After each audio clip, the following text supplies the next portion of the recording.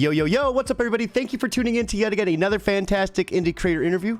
It's your Cape Crusader Cody, and we're keeping it geekly with our new guest, Zach Strife. We're here to break down Griever Games and their awesome indie game that is dropping sometime soon, Forlorn Outcast, a Souls-like game.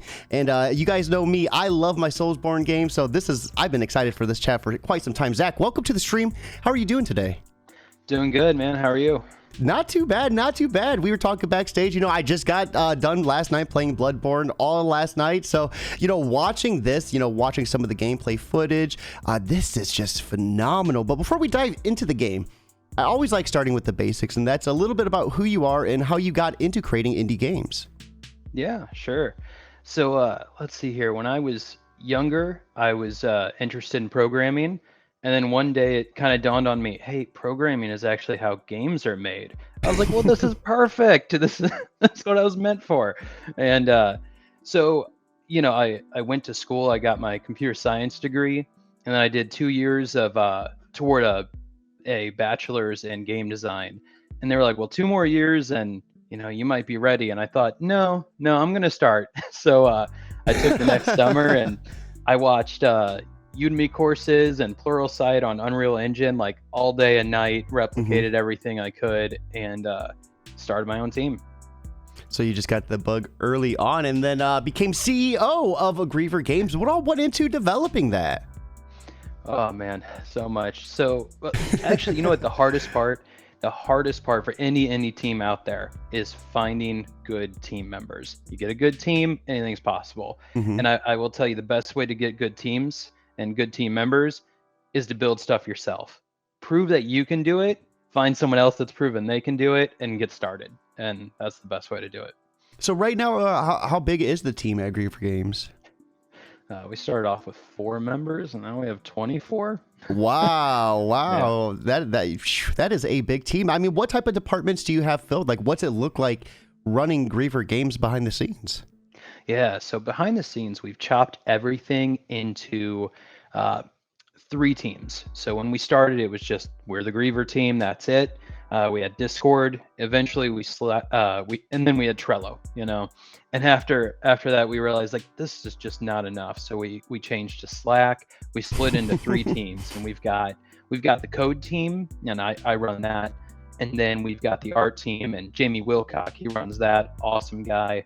And then Julian Van Brie runs basically what we call the user experience team. So anyone from QA to the concept artist, the narrative, Julian's over that because he's creating the experience that the player's going to feel. So VFX would go kind of in both because that's kind of creating the experience. So it's approved by the artist, but the concepts and the implementation are all kind of overseen by Julian. So what's it like wearing so many hats? I know that you went to school for this, but like now you're actually doing it. You're in the trenches making this thing happen. Like, what's it feel like wearing all these different hats and running a team that's so big? That's pretty big. Yeah, it's wild. Some days I wake up, I'm like, oh, whoa, I have a whole team of 20 people under me counting on me. I hope I don't screw up. That's the real game. But Jamie's been such a great artist and he knows what he's doing and he just takes care of that team. And Julian has, figured out how to create user experiences through level design and the sound effects. And he's worked so closely with our sound effects and our composer and our VFX and our concept artist that, having those 2 on my team makes it way, way easier than it should be. That's awesome. So let's talk a little bit about the game. So what is Forlorn Outcast like? What's it about? Give me a little bit about this concept as well. Yeah. So Forlorn Outcast came out of this idea that one day, I don't remember, it may have been Resident Evil, big Resident Evil fan too. And, I hit new game and it's like, do you want easy, normal, hard, veteran, super duper mode? And I'm like, I don't know what this is. And I started thinking like, it's kind of weird, How do you decide what difficulty would make the game the best for you before you've played it? I don't know. And I also really love the idea of the Dragon Age games where you get to do things that really affect the story and the world. And I thought, wait a minute, why is it that if I destroy a boss without ever getting hit, why does the cutscene show my character kneeling, beaten up, barely able to stand? I'm like, I was in that fight. That's not how it went, you know? And so the more I started thinking about this, I was like, we got to make our own idea where we allow the player to affect the world through interactions and their combat, and vice versa. You know, interaction should also affect combat.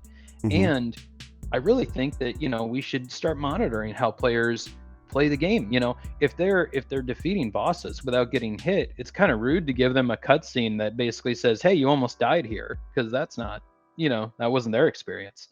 And so that's where it all came from, and that's what we're aiming to do with Forlorn Outcast. So, I mean, like, what goes into that? That just seems like it would require so much work and effort and coding and just cinematic scenes to be able to have not only a player have that experience, but the AI recognize, like, hey, this person hit this boss. We need to, like, exchange this scene for that. Like, that just seems like such a complicated, like, scenario. Yeah. So we are hoping, we're hoping to make world changes as the player either uses magic or doesn't. And so basically we can make it darker, we can disable certain cutscenes by recognizing how much magic the player has used. So when you cast a spell, we know how long you charged it. We know the power level of that spell. We, you know, do some calculations, and we keep that information on hand. And so we've started off pretty simple. And then we've also taken into consideration the frequency of these spells that you've used. And again, we store all that information, and then when it comes time for that final cutscene of the game, we look at it and say, hey, I don't want to exactly explain how we do it, but Yeah, I get it. just to not give it away, not because I'm concerned about the code, but basically, depending on how you've played and some of the decisions you've made, we actually determine whether or not you're even able to pick an ending, because at some points you're just not going to be able to. And so in that way, it's not too difficult to set up these values as long as we track it as the player goes. And so are we talking about like a morality scale, like good and evil, like it's going to change the world around you? We are, in a weird way, though, because like our that. morality system isn't, you know, do you save the girl in the forest or do you let her get attacked by wolves? It's really not that clear. Instead, the world of Tilsa, basically they have their electricity and they call it aether. And aether allows them to channel, which is basically magic. Mm-hmm. And all in all, that's totally fine. If a person was doing some channeling and, you know, all their lives, they may be totally okay. Nothing really bad happens. It's kind of the overuse of it where things go really, really wrong, and they find that they've been overusing channeling for far too long, and now they're paying the consequences. And so the question to the player becomes, how often do you use magic? How often do you rely on it? Because it's going to have in-game consequences. You're going to see a different cutscene at the end, especially. Also, we play with this idea of good and evil's not always so cut and dry. It's not always one or the other. There's some things you have to do that you may not want to in this game. So we have Olivia, my girlfriend, in Twitch chat right now. She's playing Dragon Age on Nightmare. So when you were saying that, it's funny because I'm hearing her just eliminate people in the background saying she eats this up when how you play affects the world. We also have Dr. Hino 419 over on YouTube stopping in to say afternoon. Welcome to the chat, Hino. I hope you're having a good day as well. So, I mean, limitless magic, that seems unreal. I don't think I've really ever heard that in a game. But it sounds like there are some repercussions for using it too much. I mean, so why implement a system like this where you could use it as much as you want? Yeah, so not only are we're hoping to play a few sides of this. The first one is, if channeling according to our narrative is really I don't want to say unlimited, but they had no limits that they knew of. They didn't know there were any repercussions. And then to say like, well, you can only cast that spell 3 times. That seemed a little, counterintuitive. So we really wanted the game to follow the narrative. So that was the first thing. Now the problem becomes, if you're basically, a glass cannon that can't die or something, you're really not a glass cannon anymore. So how do we still confine the player? And so we do it through 2 ways. The first way is, as you use more magic, the reason that the Drothar, the demons, have come into this world is because of too much channeling and some other story-driven things. So if that's the case, then yes, it's unlimited, but also it is what feeds them. It is what makes them stronger. So using a lot of magic, you will soon find that the enemies become more magic resistant. They enable new tactics. They get a little bit more health, and if you keep using it, you might feel like you're being watched. That reminds me a little bit like, what was it? I've never played it, but I read it was a feature in it, Metal Gear Solid 5, where like if you would headshot the enemies, they would start wearing helmets eventually.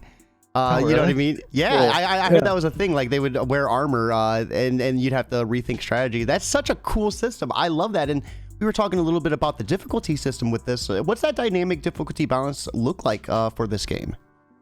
Yeah, so what we're implementing now, and we have a couple of different versions that we're going to play test through and figure out, but the one we're on right now is the idea that the more magic you cast, the more the difficulty level increases. Again, the enemy is faster, more health, things like that.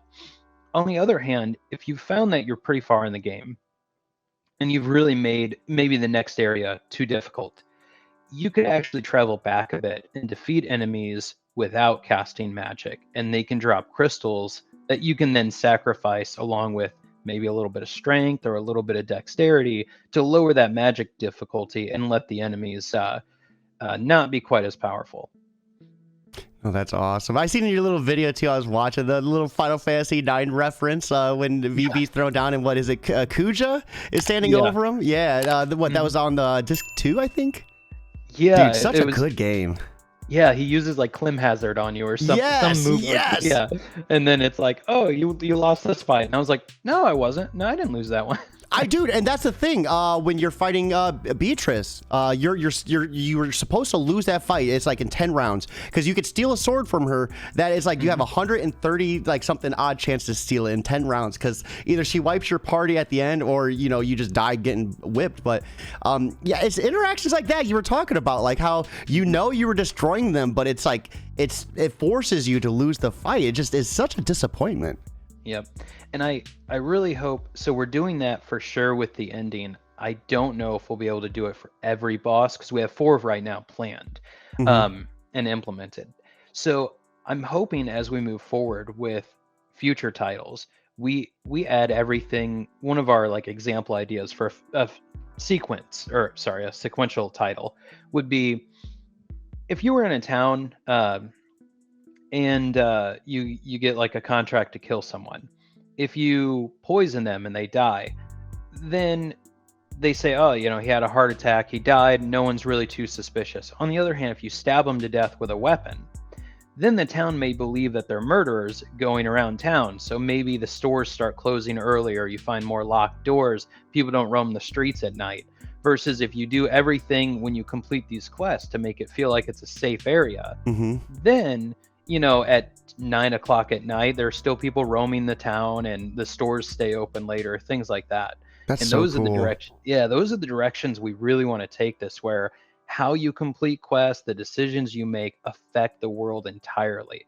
It's too out of scope for this project, but I hope that's kind of the audience we resonate with. It's like a Fable, like a Super Saiyan version of Fable almost. Yeah, I love Fable. That was a great game. And it was so good too when you hit Fable 2 and you could start like becoming a landlord and like renting out properties and such. It's like, dude, this is like Sims for dudes who want to kill things. Like, So speaking of that, I mean, a big thing I noticed within a lot of different games is like the enemy like variety. A lot of times we see enemies get reskinned, not a lot of changes to them. Like, what's that going to look like for this game?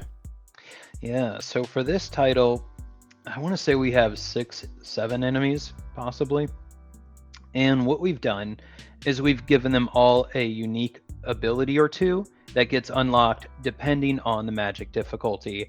And they also have and they also have one that is basically, so like we have a howler and he can howl and that will stun you momentarily. Not too big of a deal, especially if you're only fighting a howler. On the other hand, we have an enemy called the Hopper. We call him the Hopper because when he dies, he will actually give his soul to another enemy, which will buff them, heal them, and make them faster. Oh, Jesus. So if you have a hopper and a howler, don't kill the hopper first. You wouldn't want to do that because now you just have to deal with a souped up howler. Like, that's not what you want. And that becomes very problematic. I love Right. that. Are we talking? Are we gonna have like the mob mentality with these enemies as well? So ideally, the bigger fights are going to be 6 enemies. That's about how big of a fight it's going to be because we want the player to be able to recognize, okay, so I have a tank and I have 2 howlers and 2 drones. Hmm. The order here may not be super important. That all changes if we have a soul jar. I'm not going to explain the soul jar, but if there was a soul jar, then you got to think about how you're going to defeat these enemies because it's going to matter. And you might end up making one far more dangerous later on if you don't kill it early or last. So, in combat, you often have just a few split seconds and you get punished for wrong movements. You get punished if you attack too early, attack too late. Like, what's the combat look like in this game as well? I mean, do you have where if you hit that button, that swing is going through no matter what, or is there any sort of like canceling out? Like, what's this combat look like? Yeah, so we have heavy and light attacks, and we allow you to build combos off of those. And basically, heavy attacks are pretty obvious. They're more damage, they're a little slower, they have a higher chance to stagger an enemy, knock them off balance. However, it's harder to dodge. If you're swinging a big axe over your head, it's going to hurt, it's going to deal some damage, might stagger them, but you're not going to be able to dodge quickly. On the other hand, we have lighter attacks, less damage, lower stagger rates, things like that. And those abilities, we do allow you to dodge much sooner. Okay. So, yeah, with that system, we're asking you to really plan out your strategy here. Now, the enemies aren't super fast, but they are dangerous. It should be a very Dark Souls-like pace. I wouldn't, this isn't Devil May Cry by any means. Yeah. Nothing against Devil May Cry, but yeah, not that game. So, what type of character customizations are we looking at? What type of weapons, armor, perhaps? Like, is like the visual look of your character able to change at any point? Yeah. So the weapons do transform. The more you use the sword, the more abilities you will unlock for it. Oh, I love that. And then the armor set. This is a great question. Our character artist right now should have time to implement 4 different armor sets, and we're going to apply updates or upgrades to all of them. So again, you kill enemies, you get your crystals for now. Again, that's the play testing. Is this fun? Is crystals like the souls? Yeah. So Okay. basically, you collect their crystals, and you say, okay, if I get 3 gold crystals or something, I can go ahead and spend them to upgrade the armor. Now that is the drop system works. The pay for it system works. The armor upgrades have not been made yet, and I don't want to promise they'll be in the game, but I think we have time to implement it. That's so cool. I love that. I mean, you're hitting all of the marks right now. Like, we have Dr. Hino 419. I'm ready for this game. I am too. Like, I mean, so before we get too deep into like any sort of release date or anything like that, let's talk about those attributes a little bit. So attributes as currency. I mean, what's that look like within this game? Yeah, so part of the deal is that enemies, or especially the bosses, they're going to require a bit of sacrifice to move through. So defeating them isn't as simple as you win the fight. So again, we have play testing that we're going to be setting up where either A, to actually defeat the boss, you will have to spend a stat, lose a couple points of strength, lose a couple points of dexterity. Yeah, so the goal here is to drive the point that Zafira is traveling this world away or to the palace city that exiled her for basically suggesting channeling might not be all fun. It might have consequences. And they exiled her. They literally branded her an outcast. And now it's probably her job to save it. And it wouldn't really be forlorn if she had a great chance of success. Now, whether or not she succeeds is up to the player, of course. But we don't intend to make the path easy. So one of the things will be sacrificing stats to actually defeat the boss. So if we play that, and it doesn't work out well, it doesn't feel right, Mhm. there is something to saying, hey, here's your reward, we're taking things. Maybe that doesn't feel right, and I'm not sure. It's going to take some playthroughs, some feel. If it doesn't work out, our next kind of plan for that is going to be, well, crystals and upgrades are also going to take your stats. They will make you stronger, but they're going to make you weaker in another way. So yeah, this armor buffs your strength. You get to Devious, man. stagger. Yes, we make you trade things basically. Agility means you can dodge sooner in those little windows that you get. So Mhm. maybe this armor, hey, it's heavy, right? So you can't dodge as soon, and so we make you pay a penalty for it. So what do you have in set for players that are going to grind with this in mind? I know for me, like if I know a boss is going to be harder, I'm going to grind. And with that same question, with them taking stat points, I mean, like, aren't you worried that players are going to like maybe get upset? Like sometimes it could take an hour or two to grind a level, or is that not how it works in this game?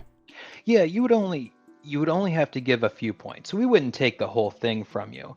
Um, so let's say you had 15 strength. Maybe we only take 1 or 2 strength points away, and then you'd only have to do that one per boss or one time per boss. Okay. So that wouldn't be too bad.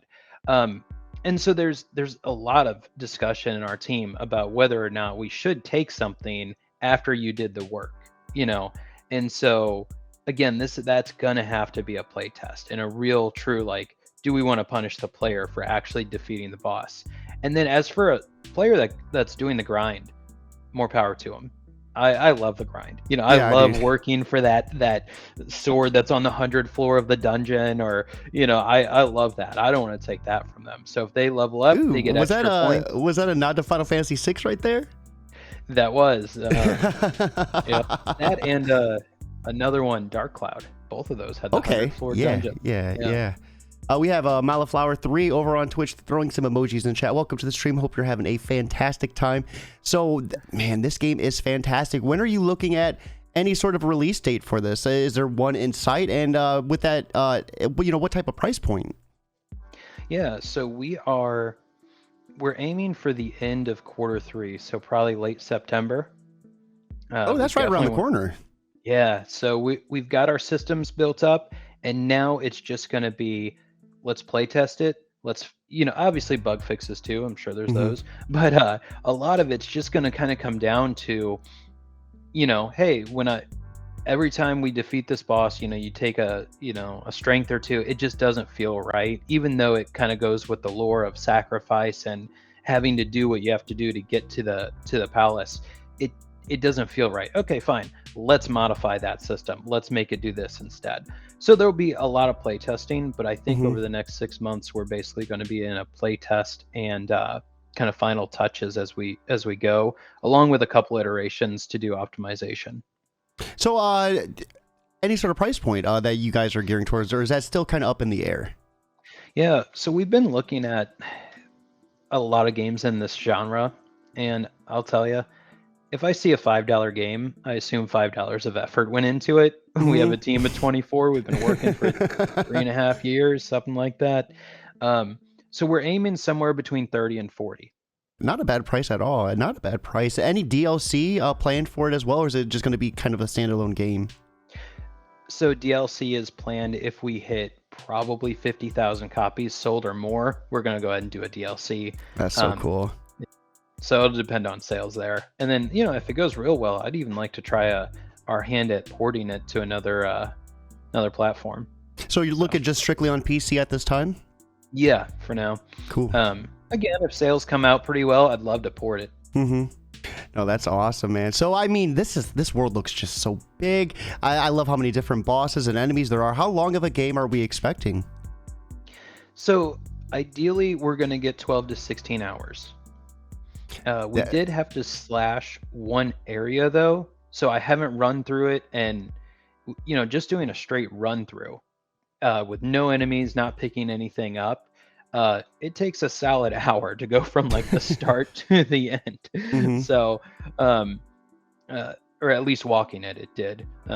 Luckily, we put that a long time ago. I set up just points for the character to walk to. I was able to just leave the computer and come back. So it took about an hour just to walk. Oh, does the it whole auto path. walk? In gameplay, no. This was just a unit test. Okay, I got you. Hey, yeah. I love those auto walks sometimes. You know, sometimes when you're playing an RPG or an action RPG and you kind of just like sit it down and just like breathe a little bit, like. Yep. We have a. Go ahead. Oh, I was gonna say, I think that was one of my favorite things, and when I was playing World of Warcraft, just the auto run on the tilde button, just hit that, watch your character go. We have Miley Flower 3. What will the DLC be about? If you have any ideas for it yet? Yeah, so there's a few areas we have totally cut out of the game, and so one of them, there's a character in the game named Brahm. His time is long past, but he's a very influential monk that traveled this world. And in the world of Tilsa, no one travels the waters. They're giant sea monsters. It is extremely dangerous. And yet he managed to do it basically alone and traveled the entire world. And so he's a big figure. And you see his tomb. And we've considered basically building his entire tomb in the expansion to be like a giant thing that you have to explore and understand his past and his journey. And throughout we'll give like little cutscenes of the things he actually did, kind of versus the legend. Because again, awesome. you know, we don't want to do just good and evil. Brahm was a good guy, to be fair, but we don't want to paint like over hundreds of years he's kind of become a deity, kind of this, you know, really prominent figure, when in reality he was a man. And so what we kind of want to do is each kind of floor of this tomb would be like explain what Brahm actually did versus the legend. That's and then so how people got it wrong. So yeah, again, we're just trying to divide the line of good and evil, and we're also trying to play this like history's probably inaccurate, our knowledge of it at least. Oh man, thank you so much for an awesome chat, Zach. This has been such a fun time learning about Griever games and Forlorn Outcast. Guys, when if we ever get the chance to play test this, stay tuned because we're going to be streaming it live. This is going to be such a blast. I cannot wait for this to drop. Before we let you go, I always love asking for a little bit of advice for anyone who might be listening and interested in getting into indie games. So with that being said, for anyone looking to get started, what would be your biggest piece of advice to kind of help them along the way? I think the first thing I would say is if you're looking at really getting started, become adept at what you're doing. Because if you bring something to the table, then you're very likely to get other people that want to join you in that endeavor.